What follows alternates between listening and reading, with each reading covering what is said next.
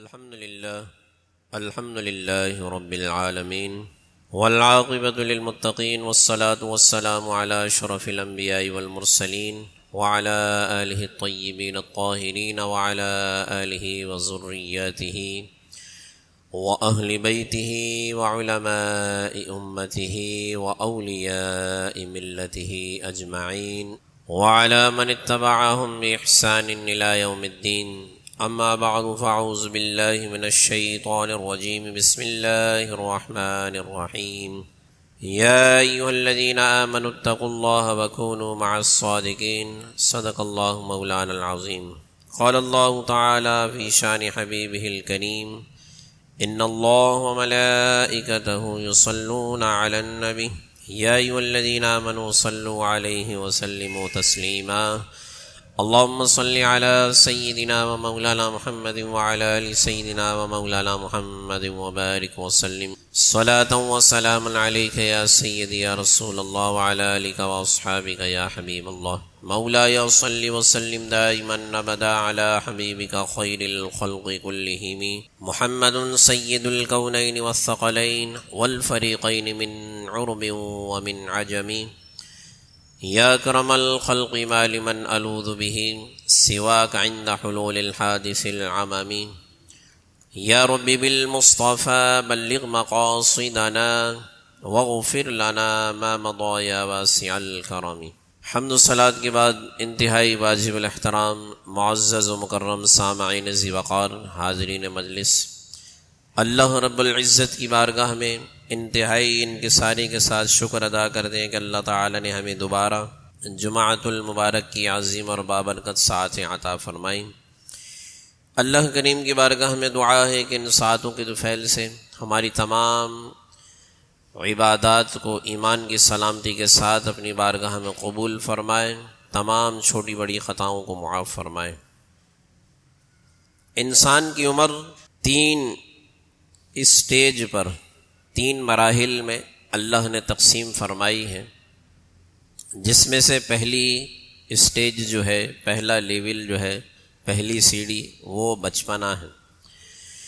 اور بچپنے سے مراد یہ ہے کہ جب تک انسان بالغ نہیں ہوتا. یہ بات یاد رکھیے کہ شرعی اصطلاح میں دو چیزیں استعمال ہوتی ہیں دین اسلام کی احکامات لاگو کرنے کے لیے.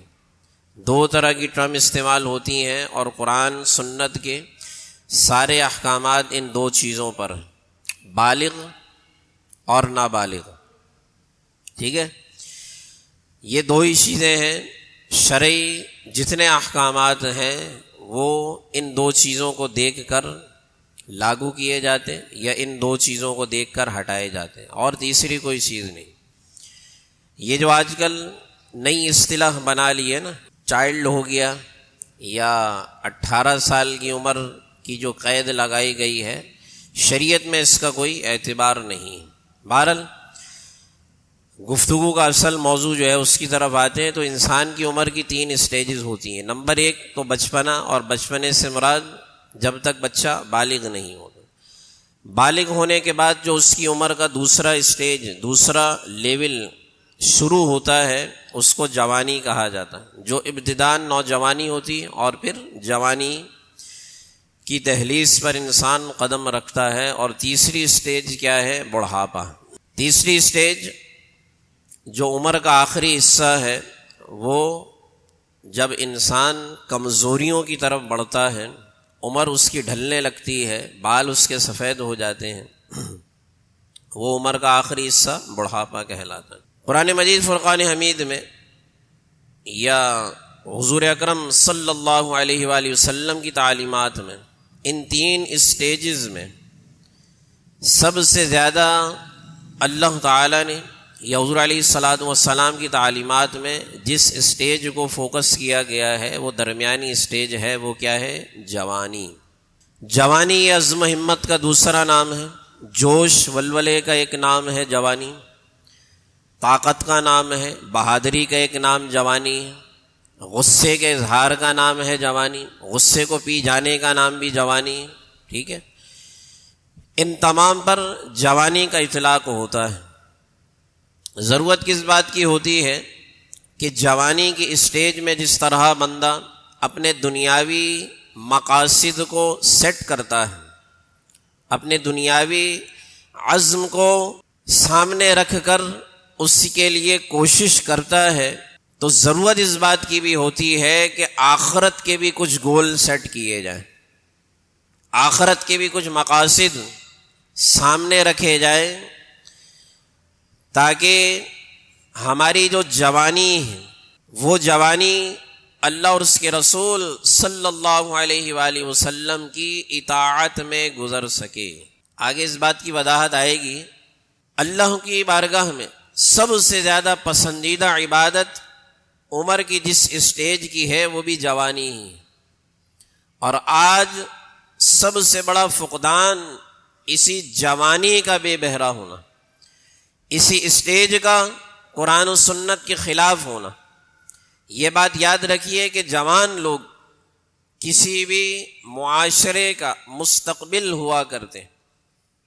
آج جو بچے جوان ہیں، آپ جیسی تربیت ان کی کریں گے، آنے والا زمانہ ویسا ہی ہمیں نظر آئے گا۔ تو جوانی عزم و ہمت کا ایک دوسرا نام ہے، طاقت کا ایک نام ہے۔ تو اس میں عبادت انسان لمبے سجدے کر سکتا ہے، انسان لمبا قیام کر سکتا ہے۔ وہ عبادت جس میں مشقت زیادہ ہوتی ہے وہ بآسانی اس عمر میں کی جا سکتی ہے۔ اور ابھی حج کا زمانہ گزرا ہے کہ جو حاجی اس سال حج پہ گئے، آپ یقیناً ان سے ملے ہوں گے، اس میں جو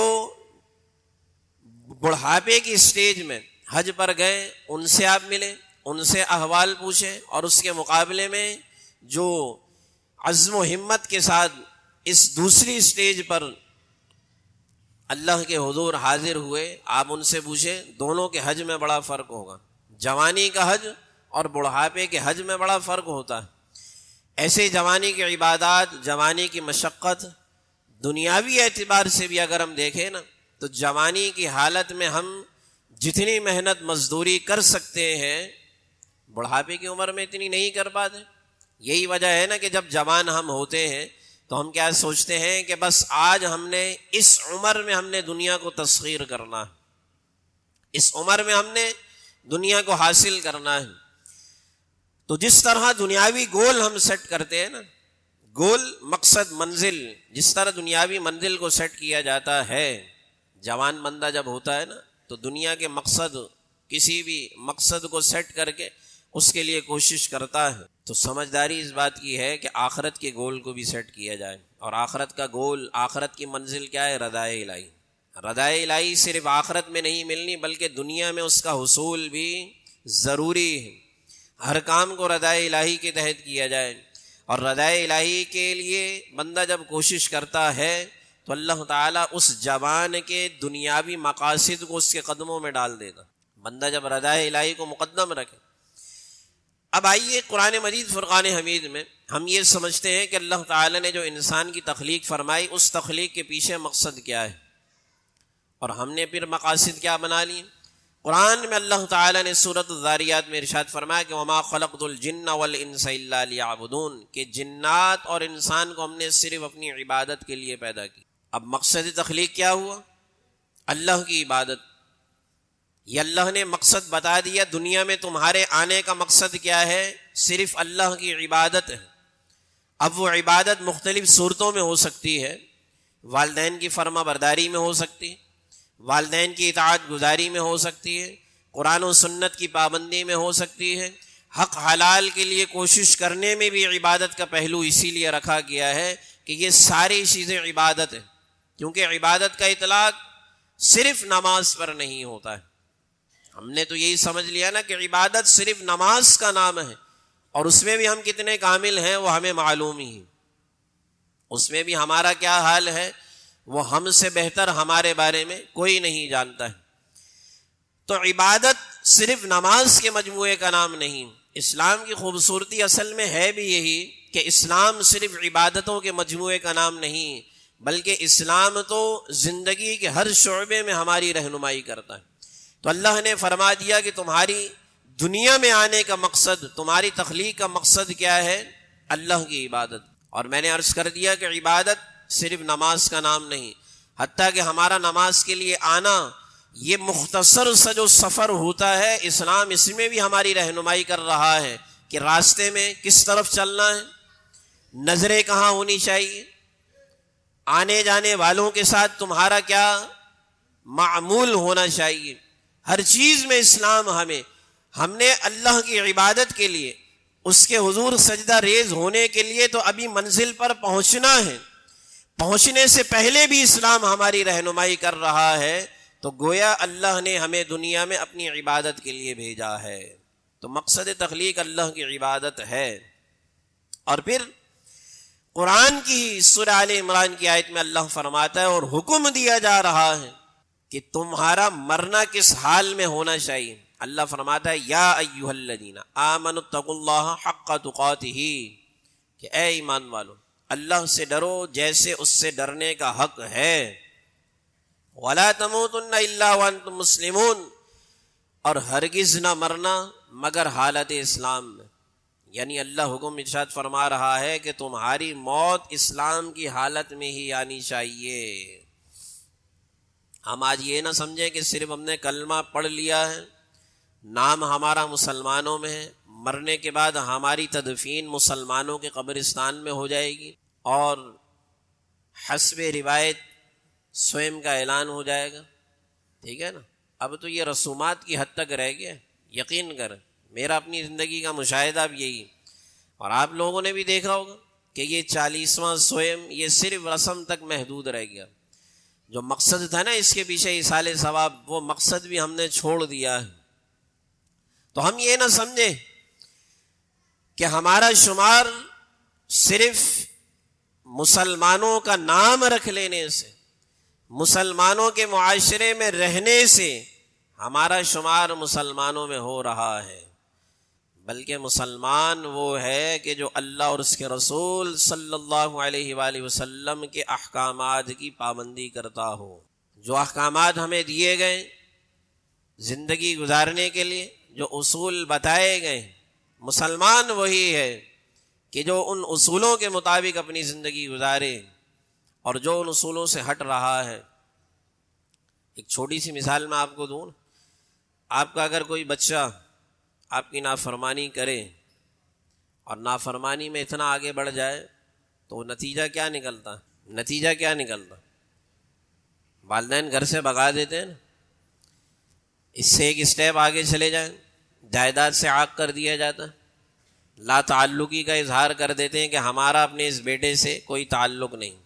یعنی بیٹا اگر قاتل نکل جائے، کسی کا قتل کر دے، کوئی ایسا فساد فی الارض کا کام کرے کہ جس میں کئی لوگوں کے لیے پریشانی کا سبب ہو، تو شریف والدین کیا کرتے ہیں کہ لا تعلقی کا اظہار کرتے ہیں کہ ہمارا اس سے کوئی تعلق نہیں، وہ اچھے برے کا خود ذمہ دار ہے۔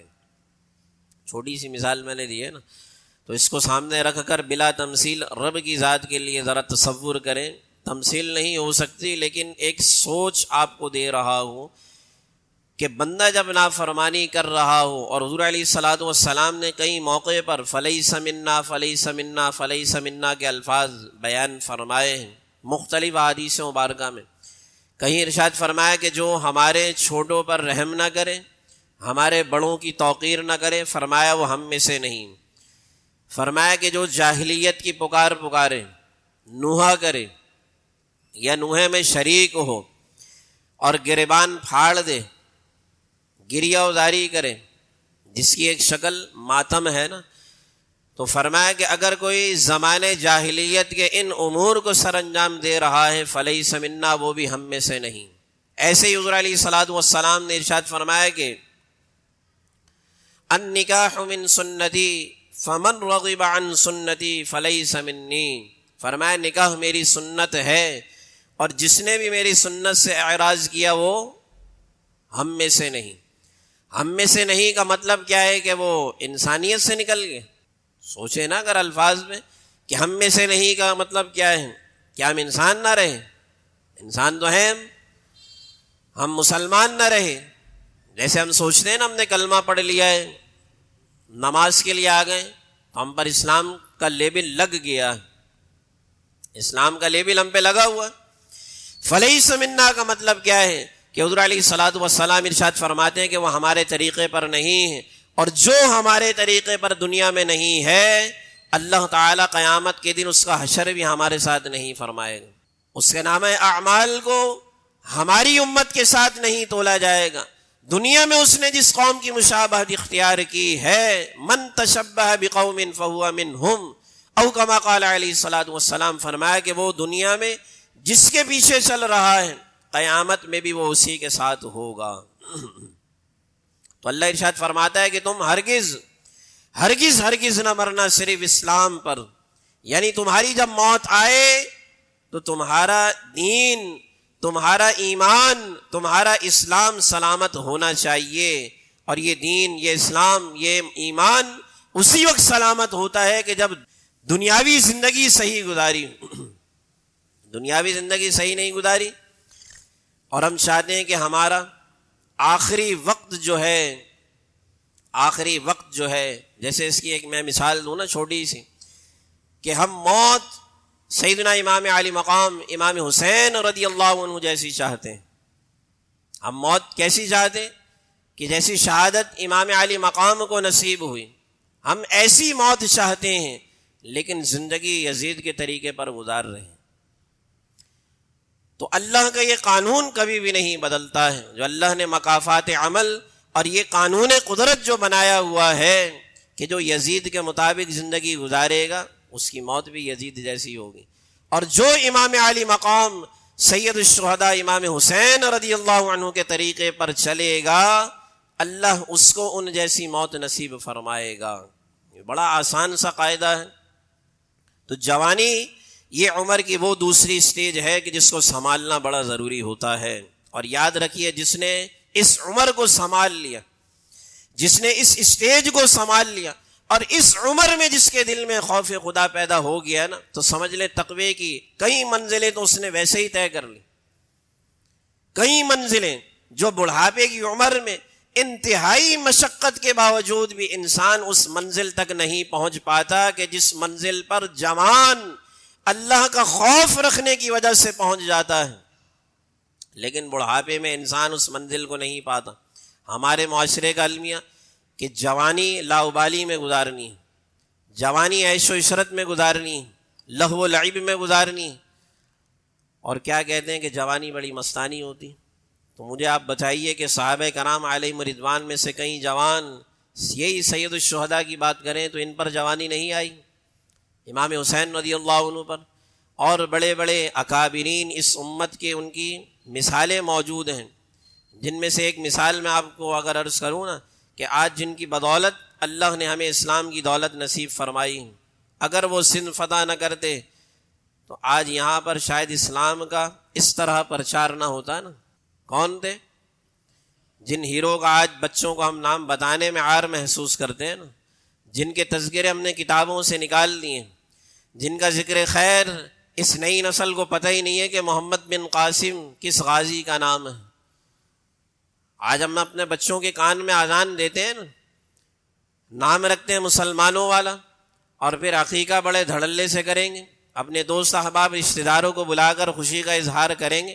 کیجیے، سنت ہے اللہ کی نعمت پر اس کا چرچا کرنا، اس کے ملنے پر، اس کی نعمت کے ملنے پر چرچا کرنا سنت ہے، خوشی کا اظہار کرنا سنت ہے، لیکن یہ کبھی نہیں بھولنا چاہیے کہ انسان اپنے محسن کو یاد نہ کرے، کیونکہ اللہ کی نظر میں وہ بڑا ہی بدترین شخص ہے کہ جو وہ محسن کے احسان کو یاد نہیں کرتا۔ یہ محمد بن قاسم اور صحابہ کرام علیہم رضوان، ہماری تو مثال، ہم بدبختی کے کس گھڑے میں گرتے چلے جا رہے ہیں کہ ان افراد کے احسان تو بڑی دور کی بات ہے نا، جو امام الانبیاء ہیں، جن کے وسیلے سے ہمیں ایمان کی دولت نصیب ہوئی، جن کے وسیلے سے قرآن ملا ہے، جن کے وسیلے سے اللہ کی ذات تک رسائی ممکن ہوئی، ان کے احسان کو ہم نے نہیں یاد رکھا ہوا تو ان احباب کے احسان کو ہم کیسے یاد رکھیں گے؟ ہم اپنے نبی سے مخلص نہیں اور کہتے ہیں کہ جوانی بڑی مستانی۔ تو یاد رکھیے کہ جس نے اس عمر کو سنبھال لیا، جوانی کی سٹیج کو سنبھال لیا ہے، اور یہ کبھی بھی نہ سوچیں کہ بڑھاپے میں اللہ اللہ کرنی، یہ بات کئی مرتبہ میں آپ کو بیان کر چکا ہوں، اور یہ بات بار بار بیان کرنے کی حاجت ہے بھی نہیں اس بات کی کہ میں یہی بات آپ کو عرض کروں بار بار کہ ہر شخص نے مرنا ہے۔ میرے بیان کرنے کی حاجت ہے بھی نہیں، آپ سب جانتے ہیں اس بات کو، جوان ہو بچہ ہو، وہ سب اس بات کو جانتے ہیں کہ ہم نے ایک نہ ایک دن مرنا ہے۔ تو بات یہ ہے کہ جوانی یہ تقوی کی منزل کے لیے بڑی آسان عمر ہوتی ہے۔ اگر اس عمر میں انسان خوف خدا اپنے اندر پیدا کر لے تو انسان تقوی کی کئی منزلوں تک بڑی آسانی سے پہنچ جاتا ہے، کیونکہ اس میں کیے جانے والے رکوع سجود بڑھاپے کے مقابلے میں آپ موازنہ کریں نا، ویسے تو موازنہ نہیں بنتا، لیکن اگر پریکٹیکلی ہم اس عمر کی سٹیج کو اگر دیکھیں سامنے رکھ کر، تو بڑھاپے کا سجدہ اور جوانی کا سجدہ دونوں میں بڑا فرق ہوتا ہے، کیونکہ اللہ کو جوان کی عبادت بڑھاپے کی عبادت کے مقابلے میں زیادہ پسند ہے، کیونکہ شہوت کا غلبہ بھی ہوتا ہے نا، عزم و ہمت کا غلبہ بھی ہوتا ہے، شیطان کے وسوسے بھی بار بار آ رہے ہوتے ہیں، لیکن اس وسوسوں کو انسان پچھاڑ کر اللہ کے حضور جب سجدہ ریز ہوتا ہے تو آپ اندازہ بھی نہیں لگا سکتے کہ اللہ کی رحمت اس بندے کا کس طرح ویلکم کرتی، کس انداز میں اس کو خوش آمدید کہتی ہے کہ جو جوان اللہ کے حضور حاضر ہو۔ اور جوانی کی عمر بالغ ہونے سے لے کر 40 سال تک، 40 سال یہ جو عرصہ ہوتا ہے، جس نے اس میں اپنے آپ کو سنبھال لیا، اپنی سوچوں کو لگام دے لی، اور یہ لگام کیسے ملتی ہے؟ اچھی تربیت سے، اچھی صحبت سے، اور صحبت یہ قرآن کے نزدیک اتنی اہمیت کی حامل ہے کہ اللہ تعالی نے صحبت کے معاملے میں بھی خاص حکم دیا ہے کہ یا ایھا الذین آمنوا اتقوا اللہ وکونوا مع الصادقین، کہ اے ایمان والو اللہ سے ڈرو اور سچوں کی صحبت اختیار کرو، اس لیے کہ اللہ جانتا ہے اس بات کو کہ انسان کی صحبت اس کے معاملات پر بڑی اثر انداز ہوتی ہے، اور حضور علیہ الصلوۃ والسلام نے اسی لیے اس کی مثال دی کہ برائی کی صحبت، برے کی صحبت انسان کو برائی پر آمادہ کرتی ہے، ابھارتی ہے اندر سے، اور اچھے کی صحبت اچھائی پر ابھارتی۔ اور اس کی مثال دیتے حضور علیہ الصلوۃ والسلام نے ارشاد فرمایا ہے کہ اچھے کی صحبت کی مثال ایسی ہے کہ عطر فروش جیسی، کہ جب آپ اس کے پاس جائیں گے، اس سے مصافحہ کریں گے، گلے ملیں گے، آپ اپنے اوپر خوشبو لگائیں یا نہ لگائیں، لیکن آپ کے بعد سے بھی خوشبو آ رہی ہوگی۔ لیکن برے کی صحبت کی مثال حضور علیہ الصلوۃ والسلام نے لوہار سے دی۔ اس کا مطلب یہ نہیں کہ لوہار کوئی برا آدمی، کوئی لوہار یہاں بیٹھا ہوا سمجھے کہ میری برائی بیان ہو رہی ہے، اس کی برائی بیان نہیں ہو رہی، بلکہ اس کے کام کی حضور علیہ الصلوۃ والسلام مثال دے کر برے کی صحبت کو بیان فرما رہے ہیں، کہ جس طرح آپ لوہار کے پاس بیٹھتے ہیں، جب وہ ویلڈنگ کر رہا ہو تو چنگاری اٹھ رہی ہوتی ہے نا، تو انسان اگر اپنے کپڑے بچائے تب بھی چنگاری کا کوئی نہ کوئی حصہ اس کے کپڑوں پر لگے گا ہی۔ یہ مثال دے کر حضور علیہ الصلوۃ والسلام نے ارشاد فرمایا کہ اس سے اچھے اور برے کی صحبت کو ہم جان سکتے ہیں، ٹھیک ہے نا۔ تو جوانی کو سنبھالنا بڑا ضروری ہے، جوانی کو سنبھالنا بڑا ضروری ہے۔ یہ وہ عمر ہوتی ہے کہ جس میں انسان اپنے دنیاوی مقاصد کو سیٹ کرتا ہے، اور یہ اپنے آپ کو بتاتا ہے کہ میں نے کس منزل پر پہنچنا ہے، میں نے کیا حاصل کرنا ہے، میں نے کیا بننا ہے۔ تو ہمیں اس کے ساتھ ساتھ اپنے آخرت کے مقاصد کو بھی سیٹ کرنا چاہیے، ہر چیز سے مقدم رضا الہی کو رکھیں۔ اگر اللہ کی رضا جب حصے میں آ جائے تو دنیا کیا چیز ہے پھر؟ دنیا تو بڑی چھوٹی چیز ہے۔ قرآن میں اللہ نے فرمایا نا کہ قل متاع الدنیا قلیل والآخرۃ خیر لمن اتقی۔ اللہ ارشاد فرماتا ہے کہ آپ میرے بندوں سے ارشاد فرما دیجیے متاع الدنیا قلیل، کہ یہ دنیاوی ساز و سامان، یعنی قارون کا خزانہ بھی اگر آپ پا لیں نا، قارون کا خزانہ بھی، اتنی محنت کریں اتنی محنت کریں کہ قارون کا خزانہ بھی آپ کے ہاتھ لگ جائے، تو اللہ ارشاد فرماتا ہے کہ آخرت کے مقابلے میں تب بھی یہ تھوڑا ہی ہے۔ والآخرۃ خیر، فرمایا کہ آخرت میں جو لمن اتقى، ڈرنے والوں کے لیے اللہ نے جو انعام، جو مال، جو انعام و اکرام اللہ نے تیار کر رکھا ہے وہ دنیا کے مقابلے میں اس سے کہیں بہتر ہے۔ تو بات یہ ہے کہ جو بہتر ہے، بہتر سے بہترین کی تلاش میں ہم رہتے ہیں نا۔ ایک جگہ اگر 5 کا فائدہ ہے اور ایک جگہ اگر 15 کا فائدہ ہے تو ہم کس کام کو ترجیح دیں گے؟ کس کام کو ترجیح دیں گے؟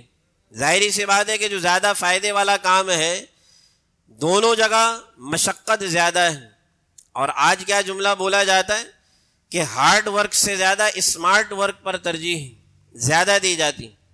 نئی نسل کو بتایا جاتا ہے نا کہ ہارڈ ورک سے زیادہ اسمارٹ ورک کو فوکس دیں، اس میں کمائی زیادہ۔ لیکن یہ بات یاد رکھیے کہ آپ جتنا بھی کما لیں، اپنی جیب جتنی بھی بھر لیں، تب بھی دنیا کا مال، دنیا کا ساز و سامان تھوڑا ہے۔ اور آخر میں ایک جملہ بھی، ہماری گفتگو ختم نہیں ہوئی، اس پر ہماری گفتگو انشاءاللہ آئندہ جمعے چلے گی، جوانی پر، اور بہت ساری باتیں میں نے آپ کے سامنے ذکر کرنی ہے، جو کافی باتیں نہیں بھی ہوں گی آپ کے لیے۔ لیکن گفتگو آج کی اس جملے پر میں ختم کرتا ہوں کہ حضور علیہ الصلاۃ والسلام نے 5 چیزوں کے بارے میں ارشاد فرمایا نا کہ 5 چیزوں کو 5 چیزوں سے پہلے غنیمت جانو۔ وہ 5 چیزیں کیا ہیں؟ ان میں سے ایک جوانی بھی، فرمایا کہ جوانی کو بڑھاپے سے پہلے غنیمت جانو، مالداری کو فقیری سے پہلے غنیمت جانو، مالداری کو فقیری سے پہلے غنیمت جانو۔ ایسے ہی فرمایا کہ صحت کو بیماری سے پہلے غنیمت جانو۔ 3 چیزیں ہوئی نا۔ حضور علیہ الصلاۃ والسلام نے چوتھی چیز جو بیان فرمائی کہ فرصت کے لمحات کو مصروفیت کے لمحات سے پہلے غنیمت جانو۔ بعض دفعہ ہم فارغ ہوتے ہیں نا، موبائل میں ٹائم گزار لیے، اب تو گیم ایسے آ گئے نا اس میں تو ٹائم کا پتہ ہی نہیں چلتا، ٹھیک ہے۔ مجھے ایک اور بڑی حیرت انگیز بات پتہ چلی، آپ کے لیے پتہ نہیں یا نہیں ہے یا نہیں، گیمز وغیرہ ہوتے ہیں نا ان کے اکاؤنٹ بھی سیل ہوتے ہیں، 12 ہزار 15 ہزار۔ میرے لیے بڑی ایک نئی بات تھی، حیرت انگیز بات تھی۔ یعنی بعض گیمز ایسے ہیں کہ 3 سال 4 سال آپ نے اپنی عمر ضائع کی، اس پر لگائے، اس پہ کیا ہے کہ نئے نئے پوائنٹس آپ کو ملتے ہیں۔ اب اس اکاؤنٹس پر جو آپ نے پوائنٹس حاصل کر لیے تو وہ اکاؤنٹ اس گیم کا 12,000 15,000، میرے لیے واقعی نئی بات تھی، حیرت انگیز بات تھی کہ وہ اکاؤنٹ بھی بیچے جاتے۔ تو مجھے بیچنے والے سے زیادہ خریدنے والے پر حیرت ہوتی، ایسے پاگل بھرے ہوئے دنیا میں۔ ابھی وہ ٹائم نہیں ہے، وقت ختم ہو گیا ہے، نہیں تو میں آپ کو مثالیں دوں کہ کیسے کیسے پاگل ہیں دنیا میں۔ تو حضور علیہ الصلاۃ والسلام نے ارشاد فرمایا کہ مصروفیت سے پہلے جو فارغ وقت ہوتا ہے نا، جو کوئی کام نہیں ہوتا آپ کو کرنے کے لیے، تو اس وقت تو غنیمت جانو کہ وہ وقت آپ نے اللہ کی رضا میں گزارنا ہے۔ اگر وہ وقت اذکار میں گزار لیں، قرآن کی تلاوت میں گزار لیں، مطالعے میں گزار لیں، تو آپ کا مصروفیت میں یہ کام نہیں ہو پاتے نا۔ تو حضور علیہ السلام اسی لیے فرماتے ہیں کہ فارغ اوقات کو غنیمت جانو۔ آخری چیز جو حضور علیہ السلام نے بیان فرمائی ہے کہ زندگی کو موت سے پہلے غنیمت جانو، کیونکہ جب تک یہ زندگی ہے اعمال کا سلسلہ چل رہا ہے، جہاں یہ زندگی ختم، جوانی بھی ختم، بڑھاپا بھی ختم۔ کہیں آپ کو قبرستان میں ایسی قبریں ملیں گی کہ جو بھری جوانی میں چلے گئے، ایسی قبریں بھی ملیں گی کہ جنہوں نے کل سے نماز شروع کرنی تھی، جنہوں نے اس جمعے سے نماز شروع کرنی تھی، جنہوں نے مال آنے کے بعد اللہ کی راہ میں خرچ کرنا تھا، جو بہانہ آپ کے ذہن میں آئے گا، ایسے افراد قبرستان میں آپ کو مل جائیں گے۔ تو اللہ کی بارگاہ میں دعا کرتے ہیں کہ اس عمر کو اللہ اپنی اطاعت میں گزارنے کی توفیق عطا فرمائے، خاتمہ ایمان بالخیر فرمائے۔ وآخر دعوانا ان الحمد للہ رب العالمین۔